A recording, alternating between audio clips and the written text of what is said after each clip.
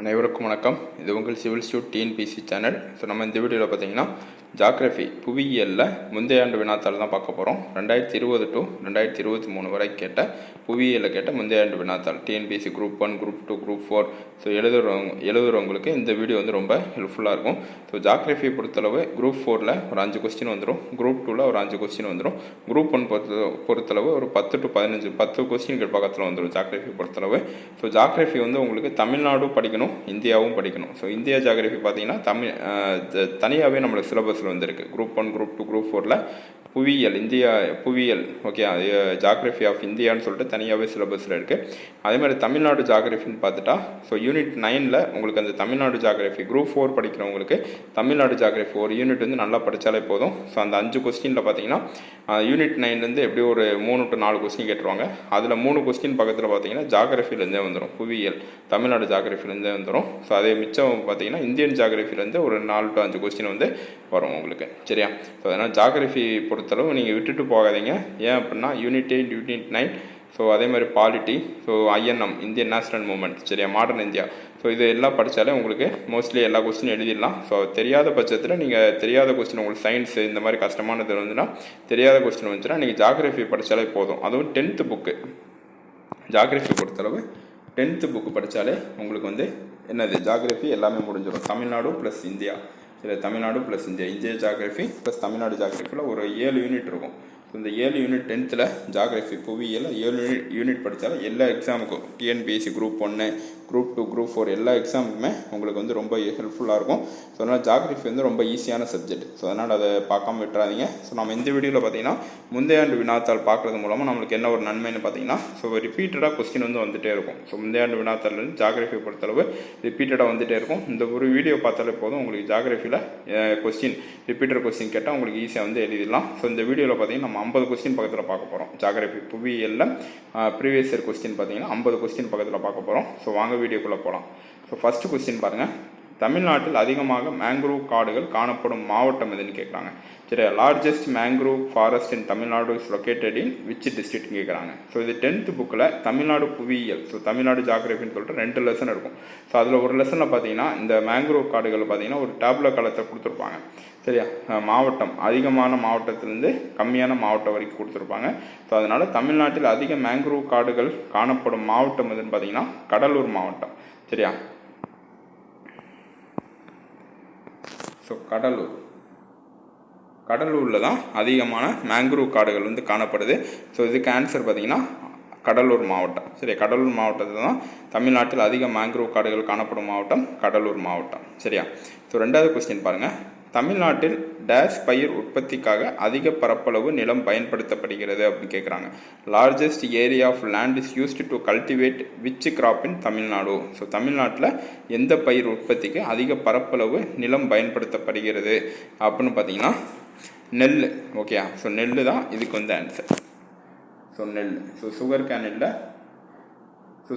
இல்லை, கிரவுண்ட்நட் இல்லை, நிலக்கடலை இல்லை, தேங்காய் இல்லை. ஸோ என்ன ஆன்சர் பார்த்தீங்கன்னா நெல். ஸோ நெல் தான் ஆன்சர் இதுக்கு, சரியா? So largest area of land is used to cultivate paddy crop in Tamil Nadu. தமிழ்நாட்டில் நெல் பயிர் உற்பத்திக்காக அதிக பரப்பளவு நிலம் பயன்படுத்தப்படுகிறது. ஸோ இந்த ஒரு ஸ்டேட்மெண்ட்டுமே உங்களுக்கு குரூப் 1லனா கேட்கலாம். ஸோ ரிப்பீட்டர் கொஸ்டின் வந்து ஜாகிரஃபியில் அடிக்கடி வரும். ஸோ அதனால் இந்த கொஸ்டின்ஸை நல்லா பாருங்கள். In Tamil Nadu which one of the following industry is not union government undertaking. So இந்த கொஸ்டின்னா நீங்கள் படிக்கவே தேவையில்லை. ஸோ படிக்காமையே இந்த கொஸ்டினாக நீங்கள் போட்டுடலாம். ஸோ தமிழ்நாட்டில் பின்வரும் தொழில்களில் ஒன்று மத்திய அரசால் மேற்கொள்ளப்படவில்லை அப்படின்னு கேட்குறாங்க, சரியா? 4 தொழில்கள் வந்து கொடுத்துருக்காங்க. ஸோ இதில் ஒன்று வந்து மத்திய அரசால் தமிழ்நாட்டில் மேற்கொள்ளப்படவில்லை அப்படின்னு கேட்குறாங்க. ஸோ இது என்னென்னு பாருங்கள். ஹிந்துஸ்தான் ஃபோட்டோ ஃபிலிம்ஸ், சரி, நெய்வேலி நிலக்கரி கழகம் lignite corporation, Salem steel plant, Salem இரும்பு எஃகு ஆலை, தமிழ்நாடு இண்டஸ்ட்ரியல் இன்வெஸ்ட்மெண்ட் கார்பரேஷன், சரியா? Tamil Nadu industrial investment corporation. இதில் தொழில்களில் ஒன்று மத்திய அரசால் மேற்கொள்ளப்படவில்லை அப்படின்னு கேட்குறாங்க, சரியா? உங்களுக்கு தெரியும் சேலம் ஸ்டீல் பிளான்ட்னா பார்த்தீங்கன்னா சென்ட்ரல் கவர்மெண்ட் கீழே வரும். அதேமாதிரி நெய்வேலி, ஹிந்துஸ்தான் எல்லாமே சென்ட்ரல் கவர்மெண்ட் கீழே வரும். இந்த தமிழ்நாடு தொழில் முதலீட்டு கழகம், சரியா, தமிழ்நாடு இண்டஸ்ட்ரியல் இன்வெஸ்ட்மெண்ட் கார்பரேஷன் மட்டும்தான் சென்ட்ரல் கவர்மெண்ட் கீழே வராது. மத்திய அரசால் மேற்கொள்ளப்படவில்லை எதுன்னு பார்த்தீங்கன்னா Tamil Nadu industrial investment corporation, Tamil Nadu தொழில் முதலீட்டு கழகம் அப்படின்னு சொல்கிறாங்க, சரியா? தமிழ்நாடு தொழில் முதலீட்டு கழகம். ஸோ இந்த தமிழ்நாடு இண்டஸ்ட்ரியல் இன்வெஸ்ட்மெண்ட் கார்பரேஷன் எந்த வருஷம் வந்துச்சுன்னு நீங்கள் கமெண்ட்டில் சொல்லுங்கள். சரியா, இது 10th புக்கில் இருக்கும். அதே மாதிரி பார்த்தீங்கன்னா 4 இன்ஸ்டிடியூஷனை பற்றி கொடுத்துருப்பாங்க 10th புக்கில். என்னென்னு பார்த்தீங்கன்னா TIIC Tamil Nadu industrial investment corporation, அதே மாதிரி TIDCO Tamil Nadu industrial development corporation, TANSIDCO Tamil Nadu TANSIDCO அப்படின்னு சொல்லிட்டு இருக்கும். Tamil Nadu small industrial development corporation இருக்கும். அதே மாதிரி TIC சிப்கோ இருக்கும், சிப்காட் சரியா, சிப்காட் சரியா. So small industry promotion corporation of Tamil Nadu அப்படின்னு சொல்லிட்டு இருக்கும். ஸோ இந்த 4 நிறுவனங்களும் பார்த்தீங்கன்னா TNPSசியில் அடிக்கடி கொஸ்டின் கேட்குற நிறுவனங்கள். ஸோ அதில் பார்த்தீங்கன்னா தமிழ்நாடு இண்டஸ்ட்ரியல் இன்வெஸ்ட்மெண்ட் கார்பரேஷன் சொல்லக்கூடிய தமிழ்நாடு முதலீட்டு கழகம், தமிழ்நாடு தொழில் முதலீட்டு கழகம் எந்த ஆண்டு வந்தது அப்படின்னு சொல்லிட்டு, எந்த ஆண்டு எஸ்டாப்ளிஷ் பண்ணாங்கன்னு சொல்லிட்டு இயர் நீங்கள் சொல்லுங்கள். 10th புக்கில் இது இருக்கும். ஸோ தெரியாதவங்க 10th புக்கை பார்த்து சொல்லுங்கள், தெரிஞ்சவங்க டக்குன்னு கமெண்ட்டில் சொல்லிடுங்க. சரியா. அடுத்து, Prime Minister of India on 17/9/2022 released 8 cheetahs brought from Namibia, Africa, which went extinct in 1952 in India, was released in. So இது பார்த்தீங்கன்னா நியூஸில் 2022ஆம் ஆண்டு நியூஸில் நிறையா வந்துச்சு கரண்ட் அஃபேர்ஸில். ஸோ அதனால் இந்த கொஸ்டின் கேட்டிருக்காங்க. ஸோ இது பார்த்தீங்கன்னா தேசிய பூங்கா. ஸோ அதை பற்றி கேட்குற கொஸ்டின். சரியா. இந்தியாவில் 1952களில் அழிந்து போன ஆப்பிரிக்கா நாடான நமீபியாவில் இருந்து கொண்டு வரப்பட்ட 8 சிறுத்தைகளை பாரத பிரதமர் 17/9/2022 அன்று டேஸில் விடுத்தார் அப்படின்னு சொல்லியிருக்காங்க. இது ஆன்சர் என்னன்னு பார்த்தீங்கன்னா குனோ நேஷனல் பார்க். சரியா, குனோ தேசிய பூங்காவில் தான் பிரதமர் அவர்கள் இந்த புலியை விட்டுருக்காங்க. சரியா, அது எக்ஸ்டிங்ட் ஆனதை, அதாவது கொண்டு வரப்பட்ட 8 சிறுத்தைகளை அழிந்து போன சிறுத்தைகளை குனோ தேசிய பூங்காவில் விட்டுருக்காங்க. ஸோ குனோ நேஷனல் பார்க் எங்கே இருக்குன்னு சொல்லிட்டு நீங்கள் கமெண்ட்டில் சொல்லுங்கள். ஸோ அதே மாதிரி சாத்புரா பார்த்துக்கோங்க. சரியா, சாத்புரா எங்கே இருக்குன்னு பார்த்துக்கோங்க. அதே மாதிரி குனோ நேஷனல் பார்க் எங்கே இருக்குன்னு சொல்லிட்டு நீங்கள் கமெண்ட்டில் எந்த ஸ்டேட்டில் எந்த மாநிலத்தில் இருக்குன்னு நீங்கள் கமெண்ட்டில் சொல்லுங்கள். குனோ தேசிய பூங்கா. சரியா. அடுத்து பார்த்தீங்கன்னா national water way 1 connect city of. இந்த தேசிய நீர்வழி. ஸோ தேசிய நீர்வழி பார்த்தீங்கன்னா ரொம்ப முக்கியமான ஒரு இது. ஸோ இது இந்திய ஜாகிரபியில் உங்களுக்கு 10th புக்கில் இருக்கும். ஸோ அதனால் ஒரு டேப்ல காலத்தில் கொடுத்துருப்பாங்க. ஸோ அதனால் படிச்சுக்கோங்க. சரியா. பின்வருவற்றுள் தேசிய நீர்வழி 1 ஆனது எந்த நகரங்களை இணைக்கிறதுன்னு கேட்குறாங்க. சரியா, 4 நகரங்கள் கொடுத்துருக்காங்க. அலகாபாத், ஹால்டியா, துப்ரி, சாதியா, முத்தியாலா, விஜயவாடா, சென்னை, புதுச்சேரி அப்படின்னு சொல்லிட்டு 4 நகரங்கள் கொடுத்துருக்காங்க. ஸோ இதுக்கு ஆன்சர் பார்த்தீங்கன்னா அலகாபாத், ஹால்டியா. இந்த அலகாபாத் ஹால்டியாவை தான் இந்த பின்வருவற்றுள் தேசிய நீர்வழி 1 நேஷனல் வாட்டர்வே 1 அலகாபாத் ஹால்டியா நகரங்களை இணைக்கிறது அப்படின்னு சொல்லியிருக்காங்க. சரியா. ஸோ அப்போ இதுக்கு ஆன்சர் பார்த்தீங்கன்னா அலகாபாத் ஹால்டியா. இந்த துப்ரி சைதியா. ஸோ துப்ரி சைதியா எந்த வாட்டர்வே, ஸோ எந்த நேஷனல் வாட்டர்வே தேசிய நீர்வழி இணைக்கிறது, அந்த தேசிய நீர்வழி பேர் என்னன்னு சொல்லிட்டு நீங்கள் கமெண்ட்டில் சொல்லுங்கள். இதுவுமே 10th புக்கில் இருக்கும். ஸோ தெரியாதவங்க புக்கை பார்த்து சொல்லுங்கள், தெரிஞ்சவங்க கமெண்ட்டில் சொல்லுங்கள். சரியா, நேஷனல் வாட்டர்வே 1. ஸோ என்ன பண்ணுறீங்க, ஆன்சர் பார்த்தீங்கன்னா கொஸ்டின் போட்டு ஆன்சர் சொல்லுங்கள். ஸோ இப்போ 5க்கு பார்த்தீங்கன்னா நான் கேட்டிருந்தேன். ஸோ 5 அப்படின்னு போட்டு துப்ரி சாதியான்னு போட்டு நேஷனல் வாட்டர்வே என்னன்னு சொல்லிட்டு நீங்கள் சொல்லுங்கள், கமெண்ட்டில் சொல்லுங்கள். சரியா, கமெண்ட்டில் சொல்ல போது நீங்கள் ஆன்சர் சொல்ல போது கொஸ்டின் நம்பர் போட்டுருங்க. ஸோ அப்போ தான் நம்ம கரெக்டாக இல்லைன்னு சொல்லிட்டு தெரிஞ்சுக்க முடியும் நம்ம. ஸோ அடுத்து 6வது கொஸ்டின் பாருங்கள். In 2011 ONGC discovered India's first shale gas reserve in which of the following states கேட்குறாங்க. சரியா, 2011 எண்ணெய் இயற்கை வாயு நிறுவனம் இந்தியாவில் முதல் களிப்பாறை வாயு இருப்பு பின்வரும் மாநிலங்களில் எந்த மாநிலத்தில் கண்டுபிடிக்கப்பட்டதுன்னு கேட்குறாங்க. ஸோ இதுக்கு ஆன்சர் பார்த்தீங்கன்னா வெஸ்ட் பெங்கால், மேற்கு வங்காளம். சரியா, மேற்கு வங்காளத்தில் தான் கண்டுபிடிச்சிருக்காங்க. ஸோ அப்போ இதுக்கு ஆன்சர் பார்த்தீங்கன்னா மேற்கு வங்காளம்.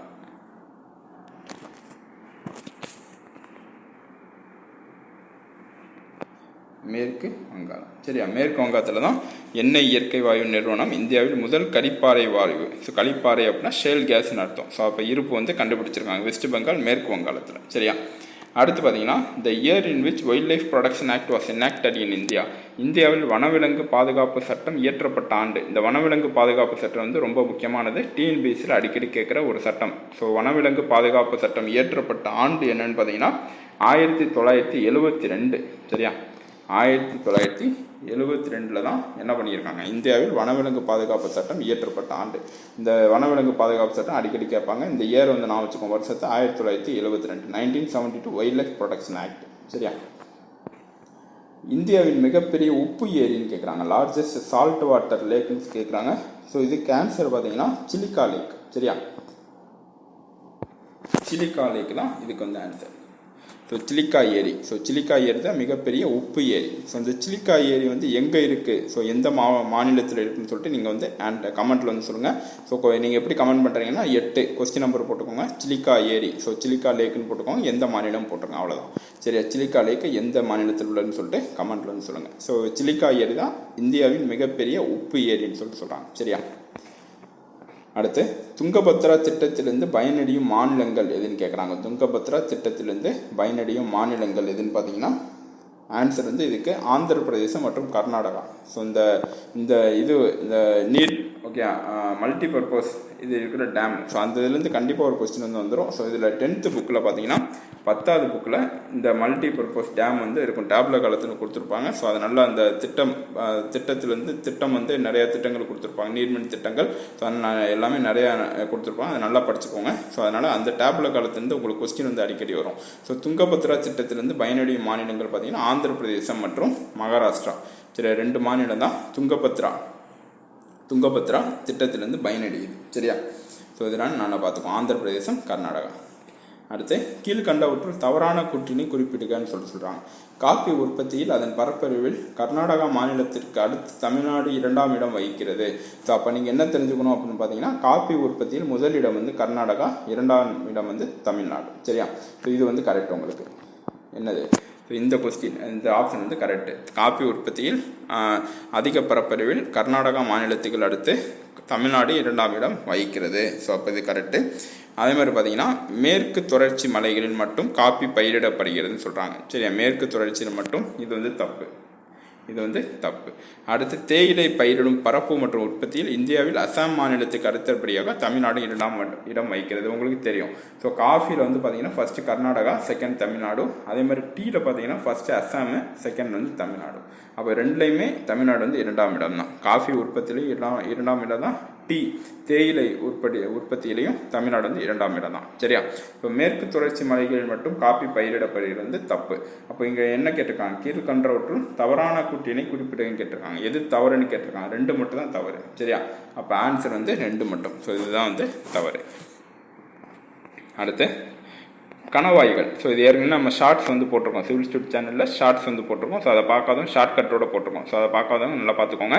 ஸோ இந்த கணவாயிலேருந்து கண்டிப்பாக ஒரு கொஸ்டின் வந்து வந்துடும். ஸோ காரக்கோரம் கணவாய், ஜோஜிலா கணவாய், பொம்டிலா கணவாய், நாத்துலா கணவாய். இங்கே வந்து இமாச்சல பிரதேசம், சிக்கிம், ஜம்மு அண்ட் காஷ்மீர், அருணாச்சல் பிரதேசம் சொல்லிட்டு கொடுத்துருக்காங்க.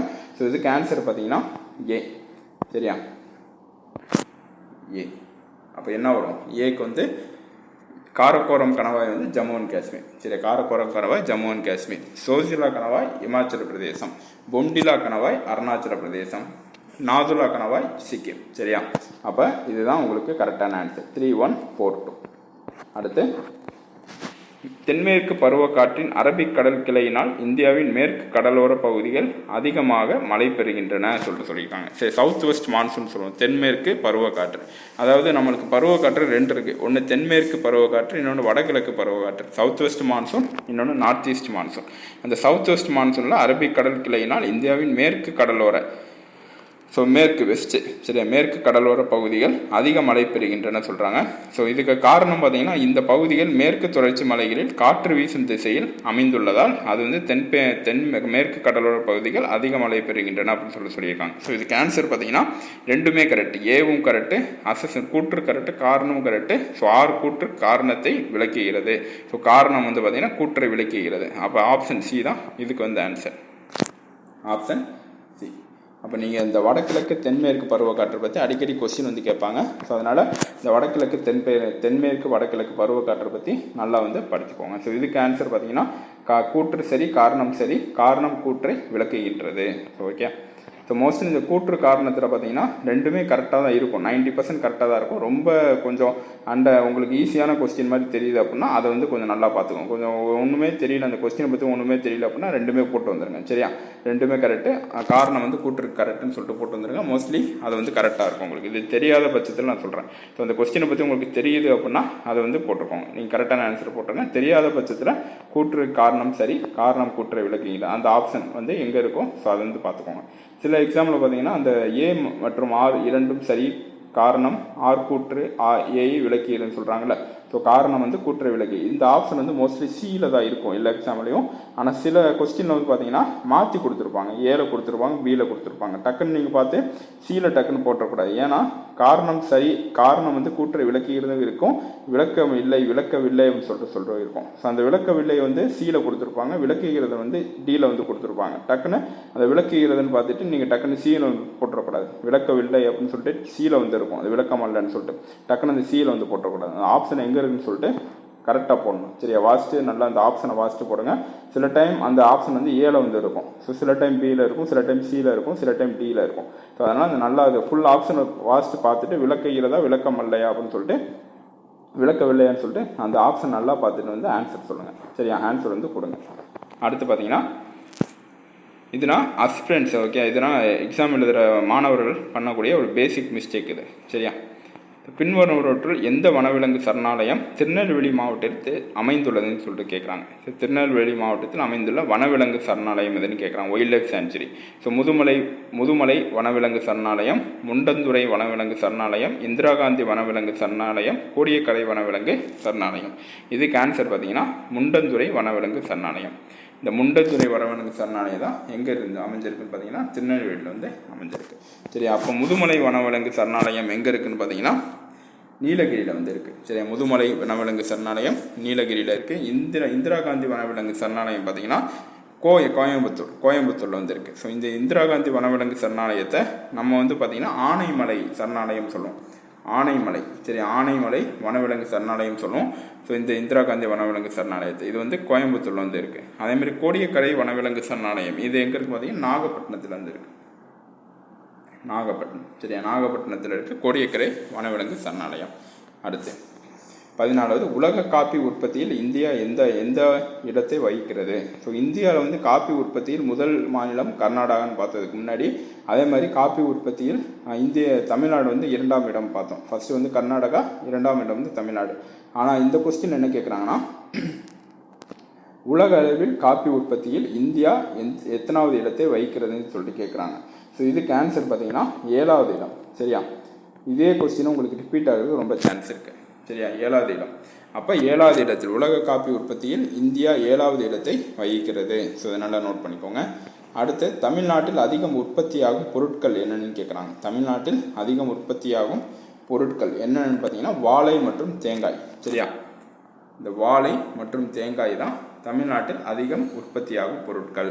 ஸோ அரிசி இல்லை, பருப்பு வகைகள் இல்லை. அரிசினா வெஸ்ட் பெங்கால், மேற்கு வங்காளத்தில் இருக்கும். ஸோ தமிழ்நாட்டில் பார்த்தீங்கன்னா அதிகமாக தேங்காய் மற்றும் ராகி. ஸோ தேங்காய் மற்றும் ராகி. ஸோ அதுதான் இங்கே வந்து வாழை மற்றும் தேங்காய். சரியா,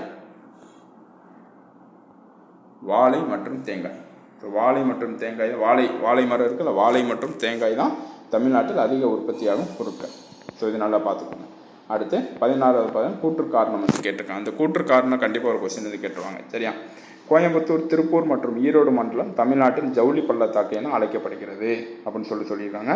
அதே மாதிரி பார்த்தீங்கன்னா ஏன் காரணம் பார்த்தீங்கன்னா இவைகள் நெசவாலைகள் மூலம் நாட்டின் பொருளாதாரத்தில் முக்கிய பங்களிப்பை அளிக்கின்றன சொல்லியிருக்காங்க. சரியா, இதுக்கு ஆன்சர் பார்த்தீங்கன்னா கூற்றும் சரி, காரணம் சரி, காரணம் கூற்றை சரியாக விளக்குகிறது. ஸோ இது பார்த்தீங்கன்னா அப்போ ஆன்சர் வந்து ஆப்ஷன் வந்து பார்த்தீங்கன்னா சியில் வந்து கொடுத்துருக்காங்க. ஆனால் இங்கே வந்து ஏல வந்து கொடுத்துருக்காங்க ஆப்ஷன். சரி, ஏல வந்து கொடுத்துருக்காங்க. அதனால் நல்லா வாசித்து விளக்குகிறதா விளக்கவில்லை அப்படின்னு சொல்லிட்டு நல்லா வாசித்து வந்து போடணும். ஸோ இந்த இடத்துல சி பார்த்தீங்கன்னா A is true but R is ஃபால்ஸ்னு கொடுத்துருக்காங்க. இது வந்து தப்பு நம்மளுக்கு. சரியா, அப்போ இதுக்கு ஆன்சர் பார்த்தீங்கன்னா ஏ ரெண்டுமே சரி. காரணம் வந்து பார்த்தீங்கன்னா கூற்றை விளக்குகிறது. சரியா, காரணம் கூற்றை விளக்குகிறது. ஸோ இது என்னென்னா பார்த்துக்கோங்க. ஸோ இது இன்னுமே கேட்கலாம். என்ன கேட்கலாம், அடுத்த எக்ஸாமில் வரப்போ குரூப் 1 குரூப் 2 பார்த்தீங்கன்னா குரூப் 4ல் ஜவுளி பள்ளத்தாக்கு, தமிழ்நாட்டின் ஜவுளி பள்ளத்தாக்கு என அழைக்கப்படும் நகரங்கள் எதுனா கோயம்புத்தூர், திருப்பூர், ஈரோடு. சிடிஇனா வச்சுக்கோங்க. சரியா, சிடிஇ இல்லை டிஇசினா வச்சுக்கோங்க. டிஇசி. சரி, Tiruppur, Erode, Coimbatore. So Tiruppur, T for Tiruppur, E for Erode, C for Coimbatore. டெக்னா வச்சுக்கோங்க. சரி, டெக் அப்படின்னா டெக். ஸோ இதுதான் இந்த டெக் தான் தமிழ்நாட்டின் ஜவுளி பள்ளத்தாக்கு. So T for Tiruppur, E for Erode, C for Coimbatore.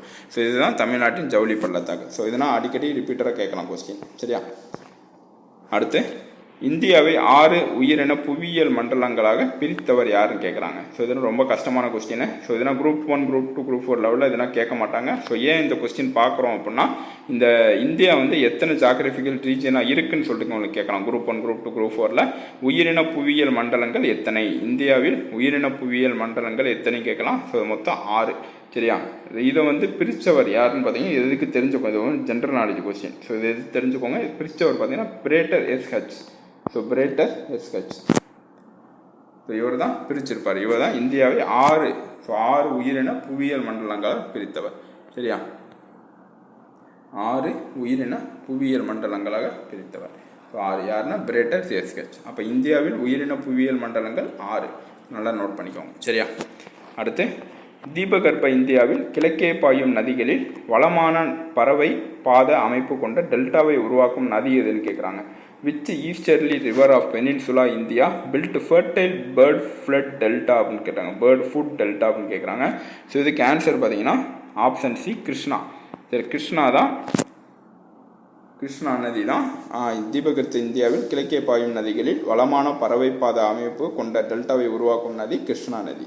So இந்த கிருஷ்ணா வந்து எங்கே ஆரிஜினேட் ஆகுது, ஓகே, எங்கே வந்து உற்பத்தி ஆகுதுன்னு சொல்லிட்டு நீங்கள் வந்து கமெண்ட்டில் வந்து சொல்லுங்கள். சரியா?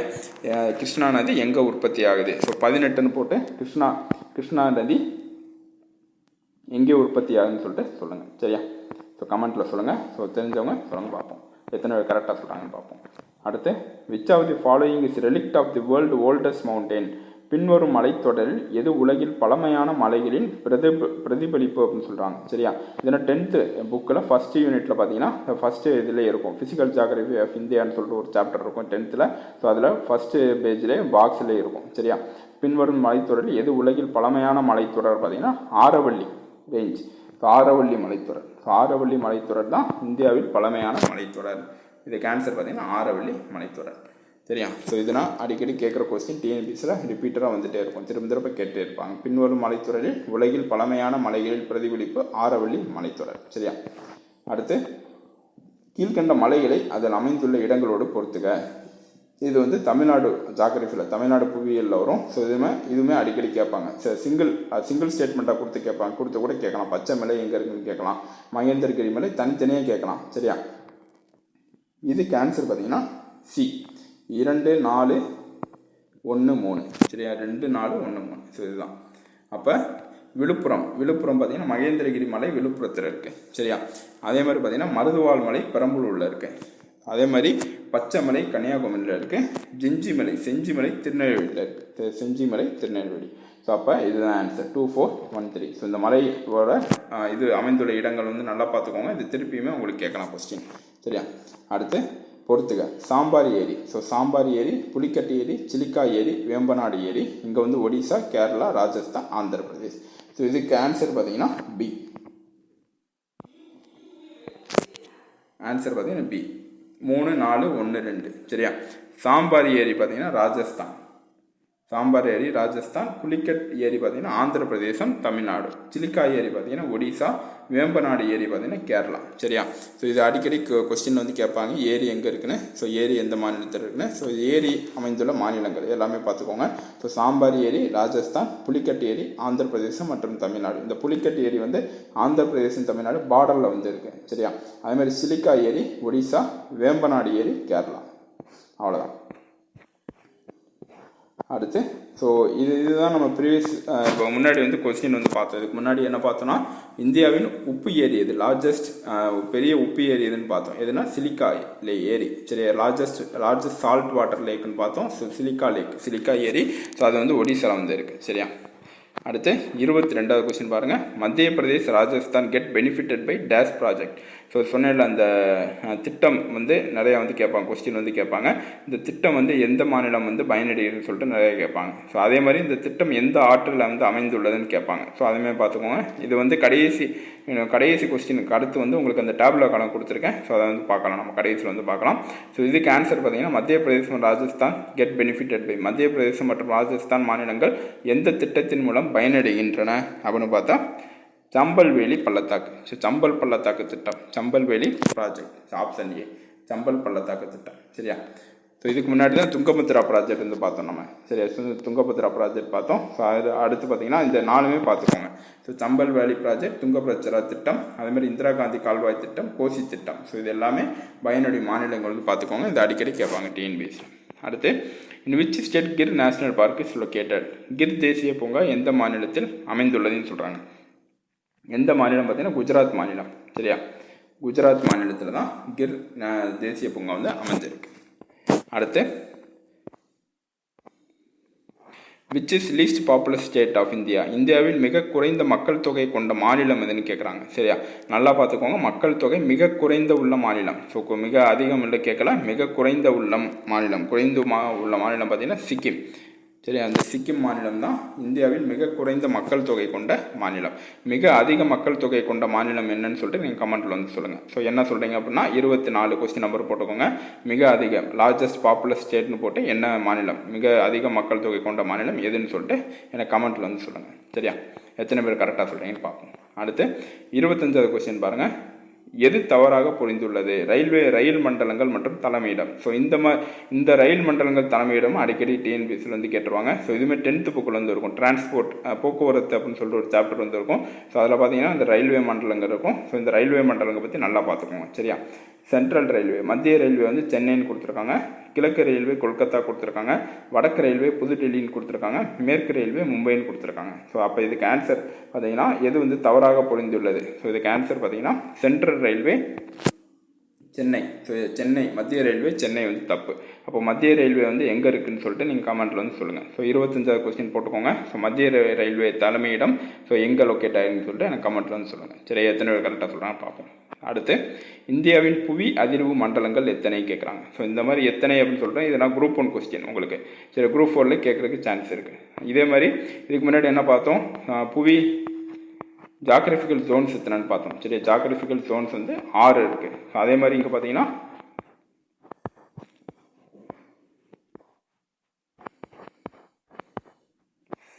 இந்தியாவின் புவி அதிர்வு மண்டலங்கள் எத்தனைன்னு பார்த்தீங்கன்னா 4. சரி, ஆப்ஷன் ஏ தான் இதுக்கு வந்து ஆன்சர். 4 இந்தியாவின் புவி அதிர்வு மண்டலங்கள் 4 வந்து இருக்குது. என்னென்னு சொல்லிட்டு நீங்கள் கமெண்ட்டில் வந்து சொல்லுங்கள். 26வது கொஸ்டின் போட்டுக்கோங்க. இந்தியாவின் புவி அதிர்வு மண்டலங்கள் எத்தனை பார்த்தீங்கன்னா 4, அது என்னென்னு சொல்லிட்டு கமெண்ட்டில் வந்து சொல்லுங்கள். சரியா, அடுத்து 27வது கொஸ்டின் பாருங்கள். சபர்மதி ஆறு பாயும் மாநிலங்கள் எவன்னு கேட்குறாங்க. சபர்மதி ஆறு பாயும் மாநிலங்கள் பார்த்தீங்கன்னா மத்திய பிரதேசம், ராஜஸ்தான் மற்றும் குஜராத். ஸோ இதுதான் மத்திய பிரதேசம், ராஜஸ்தான், குஜராத். ஸோ இந்த 3 மாநிலத்தில் தான் சபர்மதி ஆறு வந்து பாயிருது. சரியா, இந்த சபர்மதி ஆறு எங்கே வந்து ஆரிஜினேட் ஆகுதுன்னு சொல்லிட்டு, எங்கே உற்பத்தி ஆகுதுன்னு சொல்லிட்டு எனக்கு கமெண்ட் வந்து சொல்லுங்கள். ஸோ 27வது கொஸ்டின் போட்டுக்கோங்க. 27 போட்டு சபர்மதி ஆறு உற்பத்தி ஆகும் இடம் மாநிலம் எதுன்னு சொல்லிட்டு சொல்லுங்கள். சரியா, ஸோ சபர்மதி ஆறு பாயும் மாநிலங்கள் மத்திய பிரதேசம், ராஜஸ்தான் மற்றும் குஜராத். அடுத்து 28வது கொஸ்டின் பாருங்கள். பிளாக் சாயிலை பற்றி ஒரு கொஸ்டின் கேட்டிருக்காங்க. கருப்பு மண் தொடர்பாக கீழே கொடுக்கப்பட்ட தொகுப்புகளை முடிவு செய்க. பொதுவான களிமண் தன்மை ஆழமான மற்றும் நீர் கடத்திவிடா தன்மை கொண்டதுன்னு சொல்லியிருக்காங்க. அதே மாதிரி ஈரமடையும் பொழுது உப்பலாகவும் உலரும் பொழுது சுருங்கியும் காணப்படும் சொல்லியிருக்காங்க. அதே மாதிரி ஈரத்தன்மையை நீண்ட காலத்திற்கு தக்க வைத்துக் கொள்ளும் சொல்லியிருக்காங்க. சரியா, மேலே கொடுக்கப்பட்ட தொகுப்பில் எவையெல்லாம் சரியானவைன்னு சொல்லியிருக்காங்க. ஸோ இதுக்கு ஆன்சர் பார்த்தீங்கன்னா பிளாக் சாயிலை பற்றி கண்டிப்பாக ஒரு கொஸ்டின் வந்து வந்துடும். ஸோ இதுக்கு ஆன்சர் பார்த்தீங்கன்னா 3மே கரெக்ட். ஓகே, 1, 2, 3. அதாவது பொதுவாக களிமண் தன்மை ஆழமான மற்றும் நீர் கடத்திவிடா தன்மை கொண்டது கரெக்டு. ஈரமடையும் பொழுது உப்பலாகவும் உலரும் பொழுது சுருங்கியும் காணப்படும் கரெக்டு. ஸோ ஈரத்தன்மை நீண்ட காலத்திற்கு தக்க வைத்துக் கொள்ளும் தன்மையை உடையது அப்படின்னு சொல்லியிருக்காங்க. இதுவுமே கரெக்டு. ஸோ கருப்பு மண் பிளாக் சாயில்னு சொல்லுவோம். சரியா, ஸோ 3மே கரெக்ட் இதில். அடுத்து, பல்வேறு வகையான தாவரங்கள் இந்தியாவின் பல்வேறு பகுதிகளில் அமைந்துள்ளமைக்கு காரணம் என்னன்னு கேட்குறாங்க. ஸோ இதுக்கு ஆன்சர் பார்த்தீங்கன்னா வெப்பநிலை மற்றும் மழைப்பொழிவின் சமமற்ற பரவல். Option B. ஸோ இதனால் நீங்கள் கான்செப்ட் அண்டர்ஸ்டாண்ட் பண்ணி போடுற மாதிரி இருக்கும். ஸோ பல்வேறு வகை தாவரங்கள் இந்தியாவின் பல்வேறு பகுதியில் அமைந்துள்ளமைக்கு காரணம் வெப்பநிலை மற்றும் மழைப்பொழிவின் சமமற்ற பரவல். சரி, இதுதான் ஆன்சர் இருக்குது.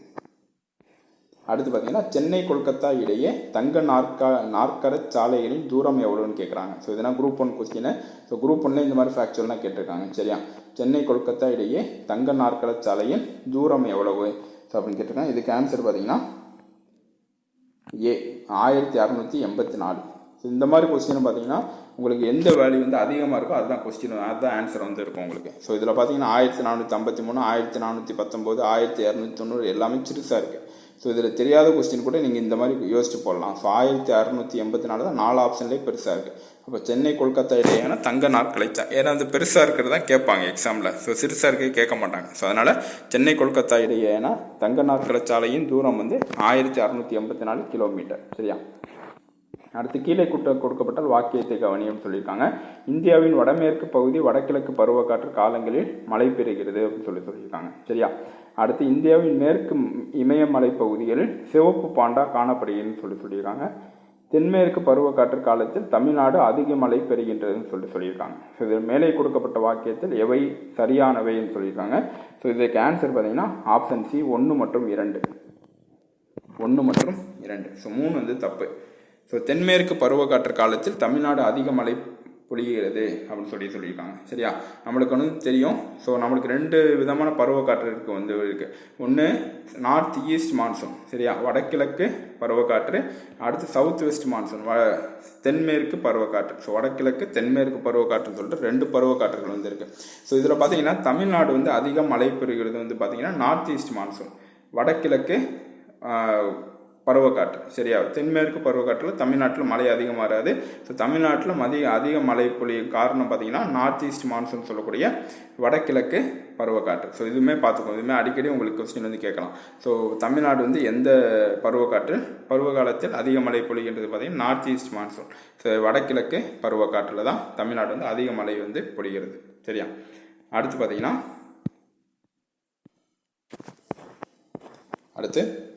Which of the following is correctly matched? பின்வருவற்றில் எது சரியாக பொருந்துகிறதுன்னு கேட்குறாங்க. ஸோ கரூர் வந்து பேருந்து உடலங்கட்டுனர். தூத்துக்குடி வந்து பார்த்தீங்கன்னா முக்கிய ரசாயன உற்பத்தி. சேலம் பார்த்தீங்கன்னா எஃகு நகரம், ஸ்டீல் சிட்டி அப்படின்னு சொல்கிறாங்க. ஈரோடு பார்த்தீங்கன்னா ஆட்டோமொபைல் ஸ்பேர் பார்ட்ஸ் சொல்கிறாங்க, வாகன உதிரி பாகங்கள். இதுக்கு ஆன்சர் பார்த்தீங்கன்னா 4. சரியா? ஈரோடு பின்னோட்டு எது சரியாக பொருந்துள்ளதுன்னு கேட்குறாங்க. ஈரோடு வந்து உங்களுக்கு தெரியும் மஞ்சள். ஸோ மஞ்சள் உற்பத்தியில் தான் ஈரோடு வந்து அதிகமாக வந்து கொடுத்துருக்காங்க. சரியா?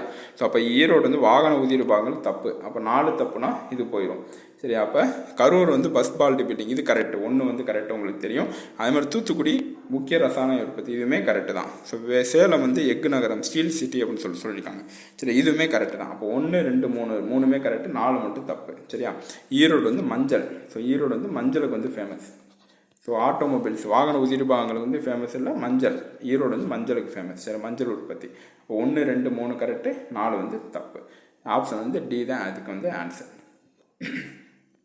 அடுத்து இந்தியாவின் புவியியல் பகுதிகள் பரந்த அளவில் பின்வரும் அம்சங்களை கொண்ட இயற்பியல் பகுதியாக துவக்கப்பட்டுள்ளன.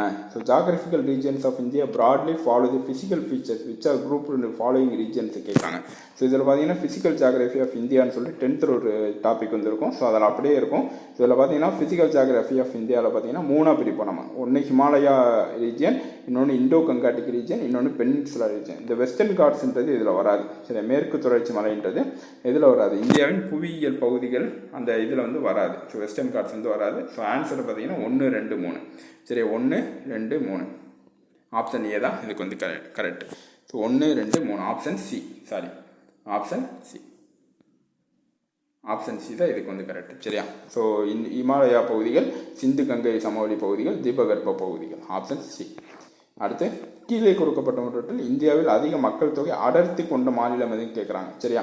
நல்லா பார்த்துக்கோங்க. ஹையஸ்ட் பாப்புலேஷன் ஸ்டேட்னு கேட்கல, ஹையஸ்ட் பாப்புலேஷன் டென்சிட்டின்னு கேட்குறாங்க. இந்தியாவில் அதிக மக்கள் தொகை அடர்த்தி கொண்ட மாநிலம் கேட்குறாங்க. இதுக்கு ஆன்சர் பார்த்தீங்கன்னா பீகார். ஸோ குறைந்த மக்கள் தொகை கொண்ட மாநிலம் பார்த்தீங்கன்னா சிக்கிம் பார்த்தோம். அதே மாதிரி அதிக மாநிலம் கொண்ட மாநிலம் பார்த்தீங்கன்னா மக்கள் தொகை கொண்ட மாநிலம் நீங்கள் கமெண்ட்ல வந்து சொல்லுங்கன்னு சொல்லியிருந்தோம். அதே மாதிரி பார்த்தீங்கன்னா இங்கே அதிக மக்கள் தொகை அடர்த்தி கொண்ட மாநிலம் கேட்குறாங்க, பீகார். இதுக்கு ஆன்சர் வந்து ஆப்ஷன் பி. சரியா? அடுத்து வடக்கில் உள்ள விந்தியன் மலைத்தொடர் மற்றும் தெற்கு சாத்புரா மலைத்தொடருக்கும் இடையே செல்லும் பிளவு பள்ளத்தாக்கில் மேற்கே நோக்கி பாயும் ஆறு எதுன்னு கேட்குறாங்க. சரியா? River that flows west towards through rift valley between Vindhyan range and north and Satpura range and south எதுன்னு கேட்குறாங்க. ஸோ இதுக்கு ஆன்சர் பார்த்தீங்கன்னா நர்மதா. இதுக்கு answer Narmada, C. So Narmada தான் வடக்கில் உள்ள விந்தியன் மலைத்தொடர் மற்றும் தெற்கு சாத்புரா மலைத்தொடருக்கும் இடையே செல்லும் பிளவு பள்ளத்தாக்கில் மேற்கே நோக்கி பாயும் ஆறு நர்மதா. Option C.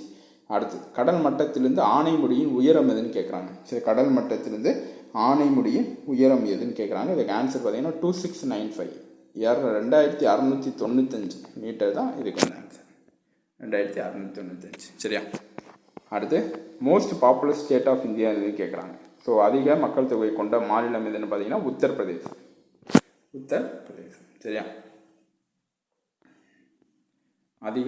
அதிக மக்கள் தொகை கொண்ட மாநிலம் உத்தரப்பிரதேசம். Option C. அடுத்து dash soil found in all district of Tamil Nadu except Nilgiris. நீலகிரியை தவிர எந்த மாவட்டத்தில், தமிழ்நாட்டில் உள்ள எந்த மாவட்டத்தில் அந்த பிளாக் சாயில்னு சொல்லுவோம்ல, கருப்பு மண், ஸோ இது எந்த சாயில் வந்து அதிகமாக காணப்படுதுன்னு சொல்லியிருக்காங்க. இதுக்கு ஆன்சர் பார்த்தீங்கன்னா option B, black soil. So இந்த கருப்பு மண் சொல்லக்கூடிய இந்த பிளாக் சாயில் தான் தமிழ்நாட்டில் எல்லா மாவட்டத்திலும் காணப்படுது எக்ஸப்ட் நீலகிரிஸ். நீலகிரி மாவட்டத்தை தவிர எல்லா மாவட்டத்திலும் காணப்படுறது கருப்பு மண். சரியா? தமிழ்நாட்டில் அதிகமாக காணப்படுறது இந்த ரெட் சாயில். ஓகே, சிவப்பு மண் சொல்லுவோம், ரெட் சாயில். ஸோ அதுதான் தமிழ்நாட்டில் அதிகமாக காணப்படுது. அந்த பிளாக் சாயில்ன்றது நீலகிரி மாவட்டத்தை தவிர எல்லா தமிழ்நாட்டில் உள்ள எல்லா மாவட்டத்திலும் காணப்படுது. சரியா? அடுத்து வடக்கு தெற்கு வரிசையில் ஆறுகள் கொடுக்கப்பட்டதை ஒன்றை அடையாளம் காண்க. ஸோ இது அதாவது அரேஞ்ச் பண்ண சொல்லியிருக்கேன் உங்களுக்கு. ஸோ ஆறு பாயும் பார்த்தீங்கன்னா, அந்த ஆறு வந்து எப்படி பாயும், இந்த மாதிரி பாயும், இந்த மாதிரி பாயும். சரி, இவங்க வந்து என்ன பண்ணியிருக்காங்கன்னா வடக்குலேருந்து தெற்கு, நார்த்துலேருந்து சவுத் வரைக்கும் இந்த மாதிரி. ஓகே, இந்த மாதிரி இங்கே ஆறு தொடங்குது, இது இந்த மாதிரி அரேஞ்ச் பண்ண சொல்லியிருக்காங்க. வடக்குலேருந்து தெற்கு, நார்த்துலேருந்து சவுத் வரைக்கும். சரி, அப்போ நார்த்துலேருந்து சவுத் வரைக்கும் உங்களுக்கு தெரியும். ஸோ சவுத்தில் உங்களுக்கு தமிழ்நாட்டில் உங்களுக்கு தெரிஞ்ச ஒரே ஒரு நதி காவேரி. சரியா? காவேரி தான் உங்களுக்கு ஒரே ஒரு தெரிஞ்ச நதி. ஸோ அப்போ காவேரி இருக்கிறது வந்து ஆப்ஷன் பி. அவ்வளோதான், ஈஸி. ஸோ இந்த மாதிரி தெரியாத கொஸ்டின்னா இந்த மாதிரி தான் யோசிச்சு போடணும். ஸோ மகாநதி, கோதாவரி, கிருஷ்ணா, காவேரி. ஸோ கோதாவரி, கிருஷ்ணானா உங்களுக்கு ஆந்திர பிரதேசில் இருக்குது. மகாநதி வந்து நார்த்தில் போயிடும். அப்போ மகாநதி தான் ஃபஸ்ட்டு வரும், காவேரி வந்து லாஸ்ட் வரும். அப்போ மகாநதி, கோதாவரி, கிருஷ்ணா, காவேரி, இதுதான் நார்த்து டு சவுத்து. ஸோ இதெல்லாம் குரூப் 1ல் கேட்ட கொஸ்டின் உங்களுக்கு. சரியா?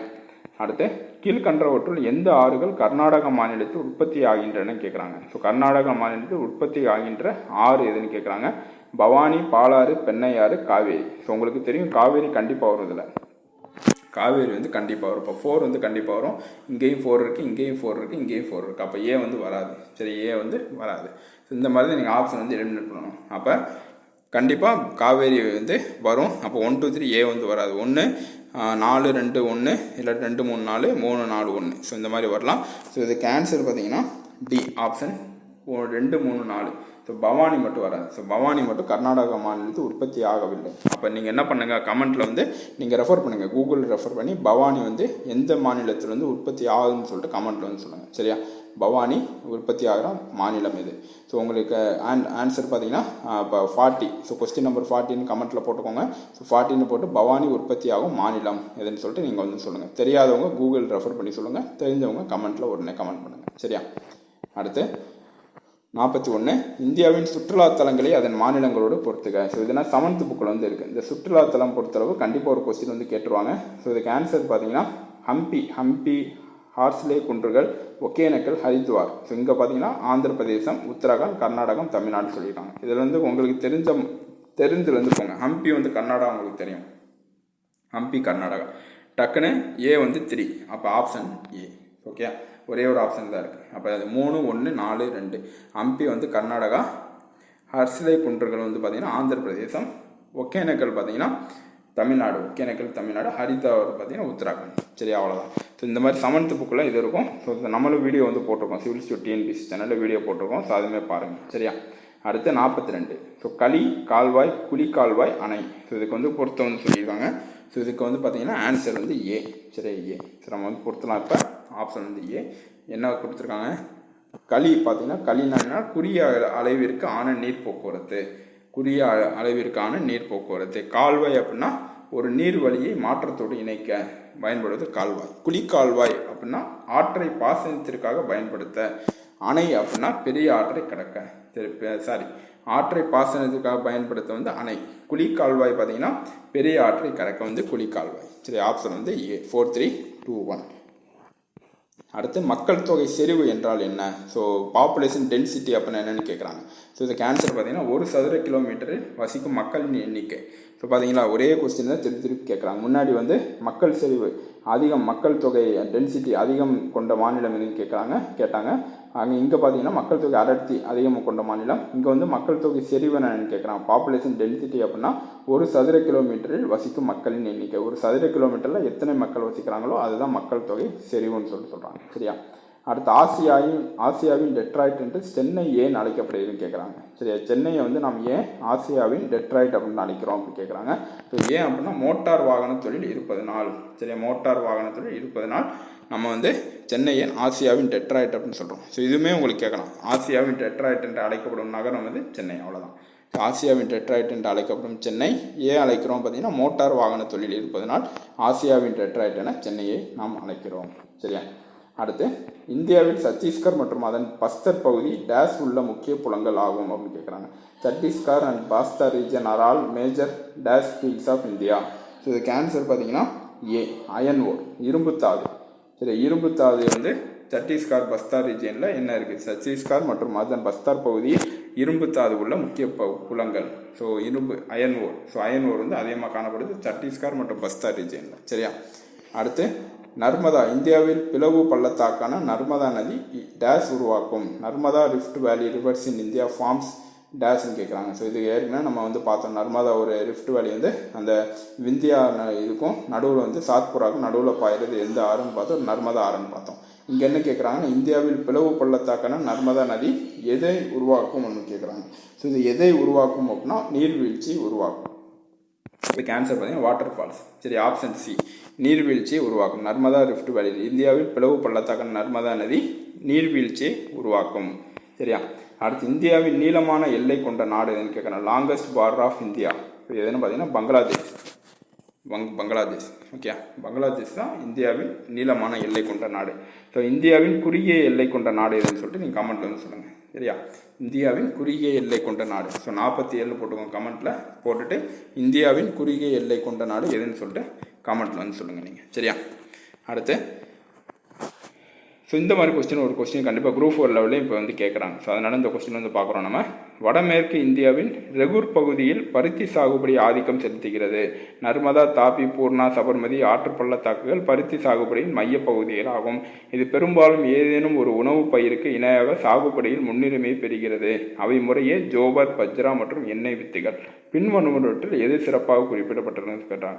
சரி, இந்த பேராகிராஃபை வச்சு என்ன சொல்கிறாங்க? ஸோ இந்த பேராகிராஃபை வச்சு கீழே உள்ள 4 ஆப்ஷனில் எது வந்து கரெக்டாக இருக்குன்னு கேட்குறாங்க. ஸோ இதுக்கு ஆன்சர் பார்த்தீங்கன்னா ஏ, பிளாக் சாயில், அதாவது கருப்பு மண் வந்து பருத்தி விளைச்சலுக்கு ஏற்றது. சரி, அதனால தான் நம்ம பிளாக் சாயிலை காட்டன் சாயில் அப்படின்னு சொல்லுவோம். பருத்தி மண் அப்படின்னு சொல்லுவோம்.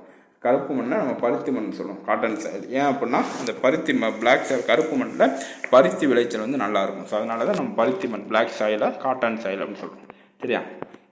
அடுத்து பீகாரின் துயரம் என்று அழைக்கப்படும் ஆறு எதுன்னு கேட்குறாங்க. பீகாரின் துயரம். ஸோ இதுக்கு ஆன்சர் தெரியும் உங்களுக்கு, கோசி. ஸோ கோசி தான் பீகாரின் துயரம் அப்படின்னு சொல்லிட்டு சொல்கிறோம். சரியா? அடுத்து இந்தியாவின் மிக உயரமான ஈர்ப்பு விசை அணை எதுன்னு கேட்குறாங்க. So highest straight gravity dam in India. So நான் சொன்ன மாதிரி 10th புக்கில் இந்த டேப்ல காலம் வந்து இருக்கும். இந்த டேப்ல காலத்தில் வருஷம் வந்து ஒரு கொஸ்டின் வந்து கேட்டுருவாங்க. ஸோ அதனால் இதில் பாருங்களேன், பக்ரானங்கல் திட்டத்தில் ஒரு பிராக்கெட்டில் என்ன கொடுத்துருக்காங்க? உலகில் மிகப்பெரிய புவியீர்ப்பு அணை எதுனா பக்ரானங்கல் கொடுத்துருக்காங்க. ஸோ அதுதான் இங்கே கேட்டிருக்காங்க. சரியா? உலகில் மிக உயரமான ஈர்ப்பு விசை அணை எதுனா பக்ரானங்கல். இன்னொன்று பார்த்தீங்கன்னா உலகின் மிக நீளமான அணை எதுனா ஹிராகுட். சரியா? உலகின் மிக நீளமான அணை எதுனா ஹிராகுட். இந்தியாவின் உயரமான ஈர்ப்பு விசை அணை எதுனா உலகின் பெரிய ஈர்ப்பு விசை அணையும் இந்தியாவுக்கு ஒன்று தான். ஸோ உலகிலேயே உயரமானதுன்னா இந்தியாவில் உயரமானதாக இருக்கும். ஸோ இந்தியாவின் மிக உயரமான ஈர்ப்பு விசை அணை பக்ரானங்கல். அதே மாதிரி உலகின் நீளமான அணையை பார்த்தீங்கன்னா ஹிராகுட். ஸோ ஹிராகுட் பார்த்தீங்கன்னா எங்கே இருக்குன்னா ஒடிசாவில் இருக்குது. அதே மாதிரி பக்ரானங்கல் பார்த்தீங்கன்னா சட்லஜ் நதியில் வந்து பாயுது. இங்கே பஞ்சாப், ஹரியானா, ராஜஸ்தான் வந்து பயனடையும் மாநிலங்கள். அதே மாதிரி இந்த பயனடையும் மாநிலங்கள் ஒவ்வொரு திட்டத்திலையும் பயனடையும் மாநிலங்கள் பார்த்துக்கோங்க. சரியா? இப்போ ஆறுகள், பயனடையும் மாநிலங்கள், பல்நோக்கு திட்டத்தின் பெயர்கள். இந்த டேபுலா காலம் கண்டிப்பாக ஒரு கொஸ்டின் வந்து வந்துடும் இந்த டேபுலா காலத்துலேருந்து. சரியா? ஸோ அந்த டேபுலா காலம் ரொம்ப முக்கியம். ஸோ அதனால தான் நம்ம இதில் வந்து கொடுத்துருக்கோம். ஸோ அப்படியே பாஸ் பண்ணிவிட்டு வீடியோ பாஸ் பண்ணிவிட்டு இந்த டேபுலா காலத்தை ஒரு தட் ரீட் பண்ணிக்கோங்க. ஸோ பள்ளத்தாக்கு, பல்நோக்கு திட்டத்தின் பெயர், ஆறுகள் பயனடையும் மாநிலங்கள். சரியா, ரொம்ப முக்கியமானது. அப்போ ஜாகிரஃபியில் வந்து ஒரு 50 கொஸ்டின், முக்கியமான 50 கொஸ்டின் வந்து பார்த்தோம். இந்த வீடியோ வந்து ரொம்ப யூஸ்ஃபுல்லாக இருக்கும்னு நினைக்கிறேன். ஸோ ரொம்ப டீப்பாக பார்த்தோம் கொஸ்டின் ஃபுல்லாக. ஸோ ஜாகிரஃபி பொறுத்தவரை ரொம்ப முக்கியமான ஒரு சப்ஜெக்ட். ஸோ விட்டுறாதீங்க. ஸோ 10th புக்கு இருக்கிற அந்த ஒரு 6 யூனிட் படித்தாலே போதும். ஸோ இன்னைக்கு ஸ்டார்ட் பண்ணாலுமே அந்த ஒரு யூனிட் ஸ்டார்ட் பண்ணாலுமே கரெக்டாக ஒரு 10 நாளில் முடிச்சிடலாம் நீங்கள் ஜாகிரஃபியை. சரியா, மேக்ஸிமம் 10 நாளுக்கு மேலே எடுத்துக்காதீங்க. ஸோ 10 நாளில் நல்லா படித்து முடிச்சிருங்க. ஏற்கனவே படித்தவங்க ஒரு 2-3 நாள் எடுத்துக்கோங்க, ரிவிஷன் பண்ணி முடிச்சிருக்கேன். ஸோ ஜாகிரஃபி வந்து இந்த 10th புக்கு. ஸோ ஜாகிரஃபி பொறுத்தவரை 10th புக்கு மட்டும் தான் உங்களுக்கு கேட்பாங்க, வேறு எதுவுமே வெளியே வந்து கேட்கமா. குரூப் 1 லெவலுக்குமே 10th புக்கிலேருந்து தான் மட்டும் ஜாகிரஃபி மட்டும் வரும். ஸோ 10th புக்கிலேருந்து தான் வரும். அதனால் 10th புக் வந்து ரொம்ப முக்கியம். யூனிட் 9க்கும் 10th book Tamil Nadu geography, Tamil Nadu புவியியல் முக்கியம். அதேமாதிரி இந்தியன் ஜாகிரஃபி தனியாக வந்து சிலபஸ் வந்துருக்கு. ஸோ அதனால் இந்த 10th புக்கு நல்லா படிச்சுக்கோங்க. சரியா, ஸோ இந்த வீடியோ எப்படி லைக் பண்ணுங்கள், ஷேர் பண்ணுங்கள், சிவில் ஸ்ட்ரீட் டிஎன்பிஎஸ்சி சேனலை சப்ஸ்கிரைப் பண்ணுங்கள். Thank you friends.